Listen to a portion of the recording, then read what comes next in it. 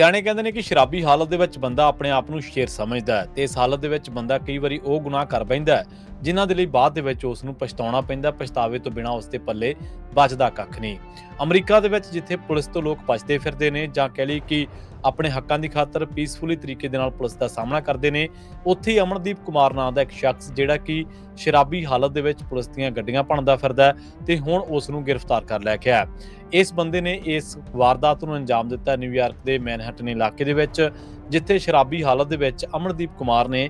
ਜਿਹੜਾ Punjabi radio USA ਤੱਕ ਸੁਨੇਹਾ ਪਹੁੰਚਿਆ ਉਹਦੇ ਮੁਤਾਬਕ 45 ਸਾਲ ਦਾ ਇਹ ਬੰਦਾ ਤੇ ਇਹਨੇ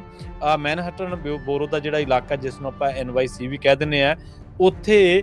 ਜਿਹੜਾ 21 ਤੇ 22 ਸਟਰੀਟ ਹੈ ਦਾ 2nd ਐਵੀਨਿਊ ਹੈ, ਉੱਥੇ ਇਹਨੇ ਨਿਊਯਾਰਕ ਪੁਲਿਸ ਡਿਪਾਰਟਮੈਂਟ ਦੀਆਂ 6 ਗੱਡੀਆਂ ਨੂੰ ਨਿਸ਼ਾਨਾ ਬਣਾਇਆ। ਇੱਕ ਪ੍ਰਾਈਵੇਟ ਕਾਰ ਦਾ ਮਿਰਰ ਵੀ ਜਿਹੜਾ ਇਹਨੇ ਸ਼ੀਸ਼ਾ ਵੀ ਤੋੜ ਦਿੱਤਾ। ਬਾਅਦ ਦੇ ਵਿੱਚ ਇਸ ਨੂੰ ਗ੍ਰਿਫਤਾਰ ਕੀਤਾ ਗਿਆ ਤੇ ਹੁਣ ਇਸ ਨੂੰ ਬਹੁਤ ਸੰਗੀਨ ਧਾਰਾਵਾਂ ਦਾ ਸਾਹਮਣਾ ਕਰਨਾ ਪਊਗਾ। ਅਮਨਦੀਪ ਕੁਮਾਰ ਰਿਚਮੰਡ ਹਿੱਲ ਕੁਈਨਸਬੋਰੋ ਦਾ ਰਹਿਣ ਵਾਲਾ ਤੇ ਸਮਝ ਨਹੀਂ ਲੱਗ ਰਹੀ ਵੀ ਲੋਕ ਅਜਿਹੀਆਂ ਹਰਕਤਾਂ ਕਰਕੇ ਆਪਣੇ ਆਪ ਨੂੰ ਸਿੱਧ ਕੀ ਕਰਨਾ ਚਾਹੁੰਦੇ ਨੇ। ਸੋ ਇਹ ਬਹੁਤ ਵੱਡਾ ਮਾਮਲਾ ਹੈ ਕਿ ਜਿੱਥੇ ਇੱਕ ਪਾਸੇ ਲੋਕ ਪੀਸਫੁਲੀ ਜਦੋਂ ਉਹਨਾਂ ਦੇ ਨਾਲ ਪੁਲਿਸ ਸਿੱਝਦੀ ਹੈ, ਜਦੋਂ ਉਹਨਾਂ ਦੇ ਨਾਲ ਪੁਲਿਸ ਕੋਈ ਵਧੀਕੀ ਕਰਦੀ ਹੈ ਤਾਂ ਲੋਕ ਪੀਸਫੁਲੀ ਤਰੀਕੇ ਦੇ ਨਾਲ ਆਪਣੀ ਗੱਲ ਰੱਖਦੇ ਨੇ ਜਾਂ ਫਿਰ ਬਚਦੇ ਨੇ